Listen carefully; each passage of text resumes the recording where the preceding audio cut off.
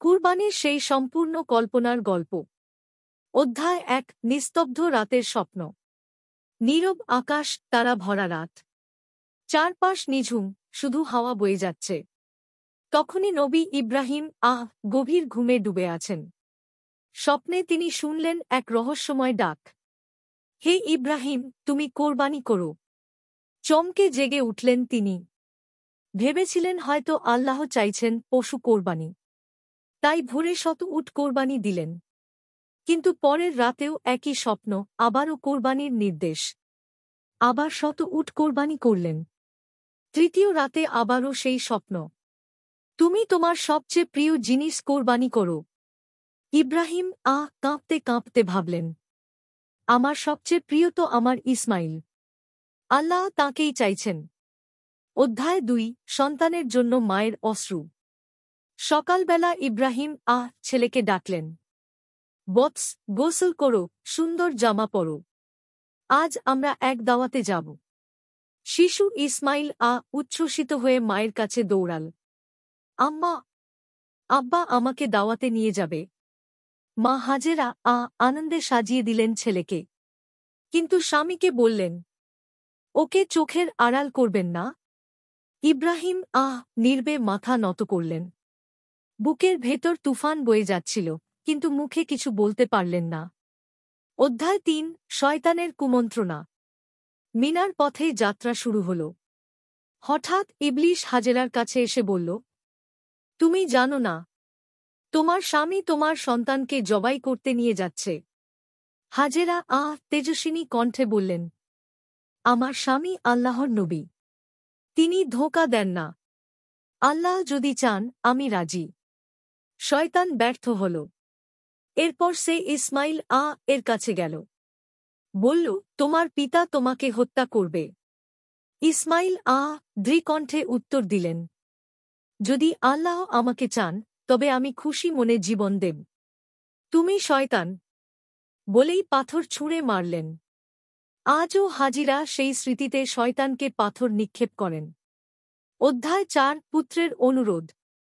মিনা প্রান্তরে পৌঁছে ইব্রাহিম স্বপ্নের কথা খুলে বললেন। ইসমাইল শান্ত মনে উত্তর দিলেন, আব্বা, আপনি যা আদেশ পেয়েছেন তাই করুন। তবে আমার কিছু অনুরোধ আছে।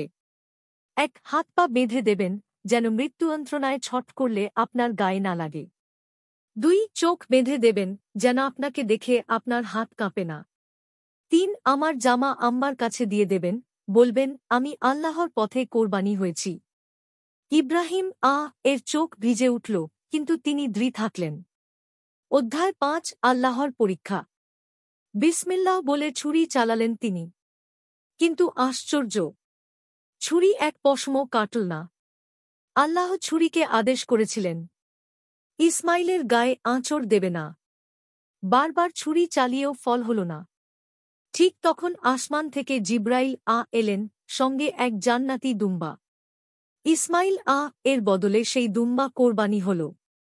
আল্লাহ ঘোষণা করলেন, হে ইব্রাহিম, তুমি পরীক্ষায় উত্তীর্ণ হলে।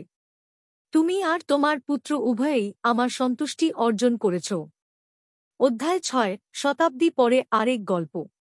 অনেক বছর পর দূর এক গ্রামের এক দরিদ্র মানুষ আর তার স্ত্রী।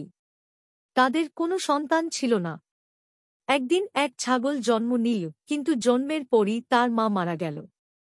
তারা ছাগলটিকে নিজের সন্তানের মতো বড় করতে লাগল। তারা কম দামি খাবার খেলেও ছাগলটিকে খাওয়া দুধ, ফল, ঘি, শুকনো ফল। সে অসুস্থ হলে রাত জেগে চিন্তা করত। লোকটি অসুস্থ হলে ছাগলটিও খাওয়া বন্ধ করত। সে যেন বোবা প্রাণী নয়, তাদের আপন সন্তান। প্রতিদিন সে গোসল করত, শরীরে তেল মাখত। গ্রামের মানুষ বলত, এ ছাগল নয়, এ তো আপন সন্তান। অধ্যায় ৭। শেষ বিদায়। একদিন হঠাৎ লোকটির স্ত্রী অসুস্থ হয়ে হাসপাতালে ভর্তি হল। চিকিৎসার জন্য প্রচুর টাকার প্রয়োজন। তাই বাধ্য হয়ে সে ছাগলটিকে কোরবানির হাটে নিয়ে গেল। হাটে ঢুকতেই ছাগলটি কাঁদতে শুরু করল। মালিককে আঁকড়ে ধরল, যেন বলতে চাইছে, আমাকে ছেড়ে যেও না। মানুষজন অবাক হয়ে গেল। এমন কান্না তো আর কোনো পশু করে না। লোকটির চোখে জল এলো। বলল, এ আমার সন্তান, কিন্তু আজ আল্লাহর সন্তুষ্টির জন্য আমি ওকে কোরবানি দিতে প্রস্তুত হয়েছি। অধ্যায় ৮ চিরন্তন শিক্ষা। হযরত ইব্রাহিম এর কাহিনী আর এই সাধারণ মানুষের কাহিনী, দুটো গল্পই একই সত্য শেখায়। কোরবানি মানে শুধু পশু জবাই নয়। কোরবানি মানে হল ত্যাগ, আল্লাহর জন্য নিজের সবচেয়ে প্রিয় জিনিসকেও উৎসর্গ করার মানসিকতা। এই ত্যাগের শিক্ষা আজও কোটি মুসলমানের হৃদয়ে জীবন্ত। এভাবেই কোরবানির কল্পনার গল্প সম্পূর্ণ হল।